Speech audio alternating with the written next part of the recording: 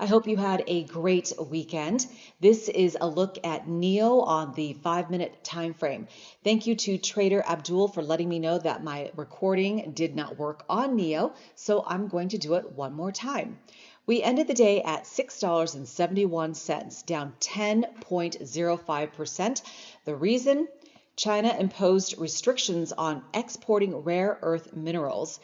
And President Trump clapped back and he said he's going to impose 100% tariffs on China. So the war has heated up once again. So we ended the day at $6.71. To the north side from where we are takes us back to resistance and a potential take profit area, and that would be roughly $7.03. Let me move this line over just a tick. And if we get to this level, I will anticipate a sell-off because this is resistance, or we could chop sideways. The next level after that is 2 standard deviations, and that would take us to 751. And above that will take us to 3 standard deviations, and that is $7.76. That's another level of resistance. That's 2, 3, and 4 at 8:01. I do not anticipate we get to this level, but if a wick takes us there, you know what's going to happen. Now to the south side, 654 is one level of support, many levels of support and resistance in between. If we hit this line, I will anticipate a bounce off of support.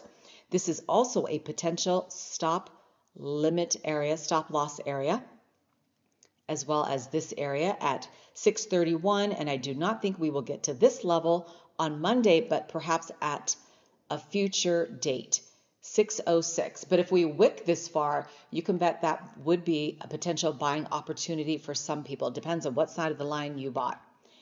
And looking left from the previous week, this is a sell signal. That's resistance on the way up. That's another level of resistance. Another level of resistance. We chopped sideways over here, fell back down to support, grinding along this trend line, and then back up. Okay, we wicked that far up right here. And did we close that out? No, that wick is still in play. And then as we fall down, so if we're up here and this price goes down, this is support, so we bounced off of that. That's a clear sell signal. And now we're at nearly a buy signal. Well, if you like to play these lines and hitting these lines. I've set the length to 300.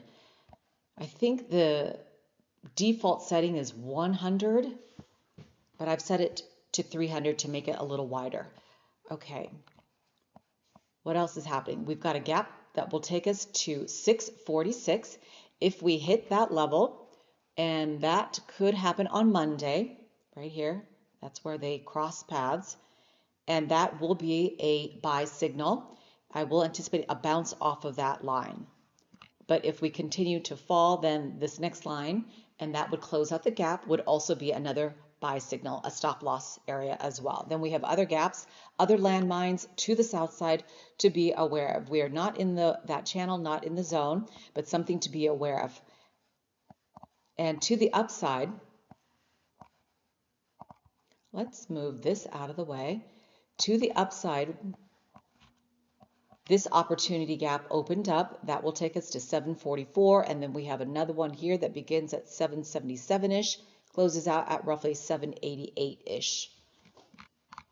Now, because I messed up, I'm going to give you a bonus and do the daily. Okay, see, this looks like a hot mess because I've tracked this thing for so long. Yeah, we've got a gap all the way up here, it looks like. That will take us to 27, 25, 26-ish. All right. Here's my public service announcement. All right, so option R, oops, stay on page, option R, that was a command R I did. I have a missing line. See, when you do this for a really long time, you can see where you are missing things. So I delete it because I take a thumbnail picture probably and then I forget to put it back. Doesn't matter, I don't need any of it, I just do it for giggles. I know people have complained about my charting that I don't need this stuff, and you are correct.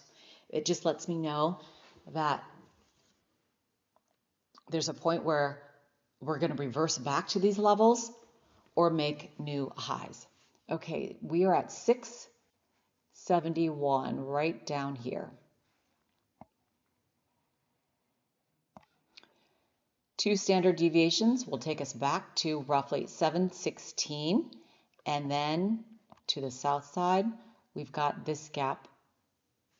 So here's the red. Remember, I mark it out red, white, and blue, and we're out almost at the red to the north side. But if we fall down back to the middle of the trend, that will be back here where there's a gap closure at 508 on the daily. All right, and then we've got to close out these gaps as well. So that's the daily. Obviously, throw on your Bollinger Bands, your VWAP, your 200-day moving average, whatever you like to do. Okay, where are we on the weekly time frame? So 671 in the red, we're right here to the upside. That will take us to 2623 on the weekly, okay? And it's gonna take us a while to get there. 183, I don't think so. I don't think so. And let's take a look at this on the monthly. Option R. Okay.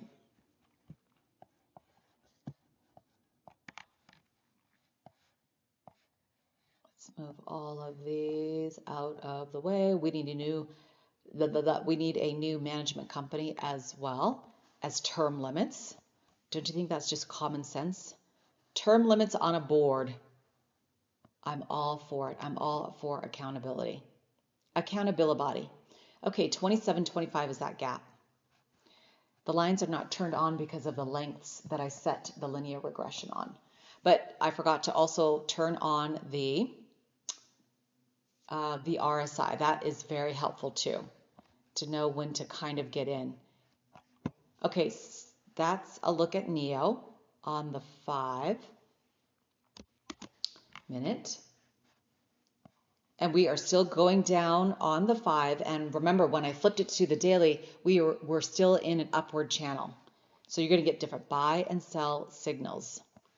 But all I'm looking at is 1 week at a time for my gap and go trades from here to here. So by the end of the week, let's get back to the 5.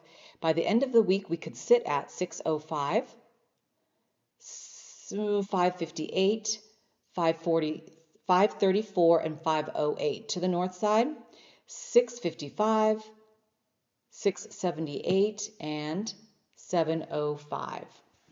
Okay, that's enough of NEO. Let's take a look at the triple Qs on the 5 really quickly on a downward channel. Okay, this is the next gap that will close. We could definitely hit that conservatively on the 17th, perhaps, but we could wick down here and then close it out as well. But this is getting closer. And these are anticipated moves that I've already talked about. Okay, and then this is resistance. I don't care what the news is, it's gonna hit. It's gonna fall down after hitting resistance. And then for support, it will bounce. Oh, what is this? Did that? No, that's still in play, as well as these gaps. If you like to go short in the big picture. Not in the channel, not in the zone, not even close for right now, just something to be aware of. And look at all of these other gaps that I tracked but did not close out. These were great opportunities. delete.